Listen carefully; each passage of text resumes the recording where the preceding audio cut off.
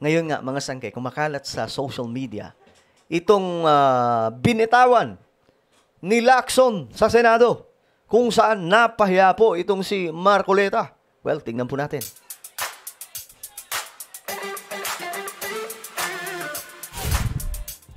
Yo guys, kumulito, nagbabalik dito sa ating channel. At ito nga, pag-usapan po natin itong si Rodante Marcoleta, na sobrang pinahiya po ni Lacson. Naku, mga sangkay, alam naman po natin na itong si Senator Lacson, hindi po yan basta-bastang senador. Ilang beses na po yan naging senador, mga sangkay, at eksperto po talaga yan. Ngayon, eto, tingnan po natin kung paano nasungal-ngal itong si Marcoleta ni Lacson. Anyway guys, sa mga hindi pa po dyan nakakapag-subscribe, tayo po ay road to 2 million subscribers na. Nakikita nyo po yung subscribe button sa baba, pindutin nyo lamang po yan.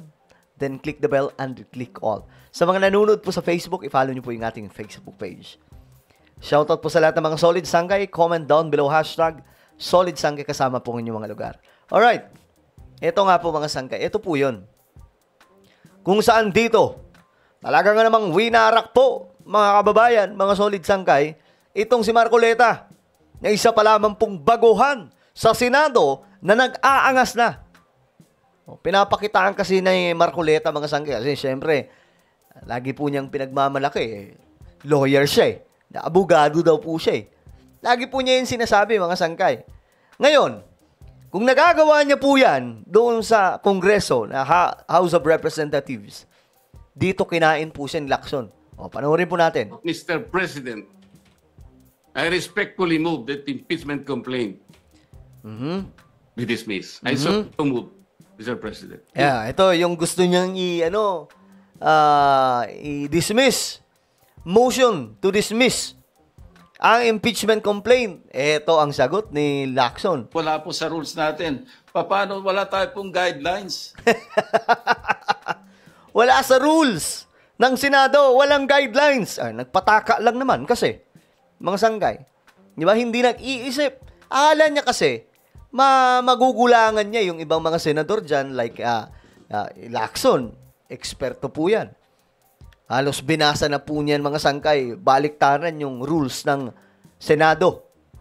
Oh, ngayon, ito ang nangyari. Kasi wala po sa rules natin yung motion to dismiss. So, anong guidelines ang susundin natin? Yeah. Wala eh. Hindi kasi nagbabasa itong si Marcoleta, mga sangkay, ng rules ng Senado eh. Pero siyempre, ipagdidiinan pa rin ni Marcoleta yan. Pero supalpal na po dyan siya. Mga sangkay, na ano siya eh, na nakaisan siya ni Lacson. It is true that the motion to dismiss is not. Inamin niya. Totoo. Nawala sa rules ng Senado ang motion to dismiss. Inamin niya, buti naman. Nahimasmasan. Part of our rules. But it is part of our rules po yung pagiging suppletory application po ng rules of court. Ayan na. Dinamin niya ang yung sa korte, yung desisyon ng korte. Tinan mo si Bato. Si Senator Bato. Yung mga bumoto dyan, shoutout po sa inyo. Again, I refer to our rules, Mr. President. Inulit-ulit ni Lacson.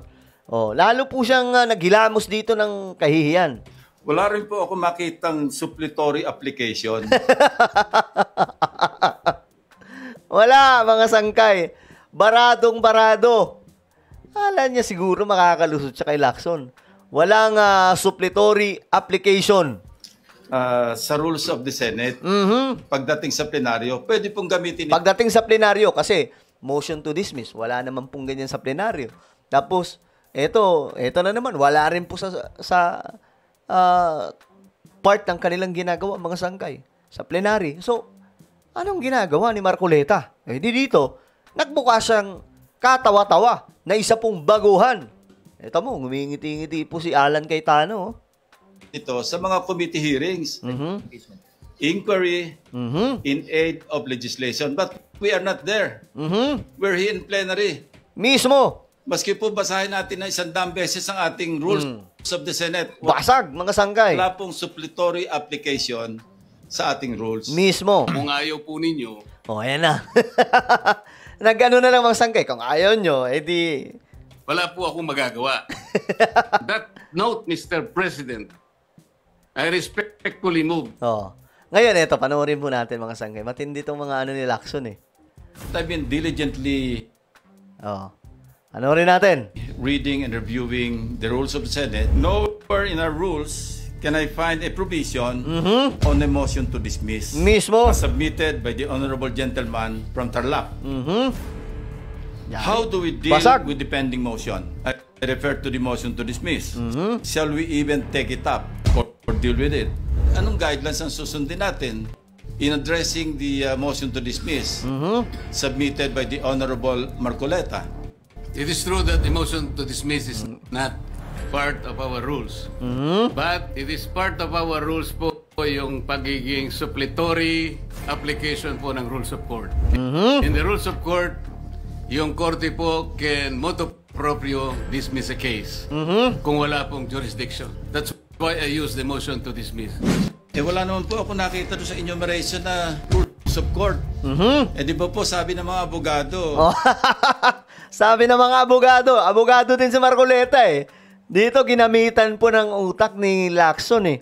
Talagang naging kahiya-hiya dito si Marcoleta. Ginamitan po, di ba po, sabi ng mga abogado. what is expressly included excludes all others. So wala naman pong rules of court. Kaya gusto ko pong itama yung medyo hilaw pong interpretation. Ayun, yung gustong itama ni Lacson, yung medyo hilaw na interpretation. Di kasi naiintindihan ni Marcoleta. No? Well, Marcoleta, isa po siyang matalino mga sangkay. Siyempre, abogado po yan. Kaya nga lang, sa Senado po kasi, kailangan mo pong pag-aralan talaga kung ano dapat ang magiging takbo ng plenary o di kaya mga sangkay, may hearing po. Kaso nga lang mga sangkay, nakaharap niya itong talaga nga namang eksperto at legendary, no, living legend na senador. Hindi po yan katulad ni Bato kasi ito dating chief, 'di ba, ng PNP.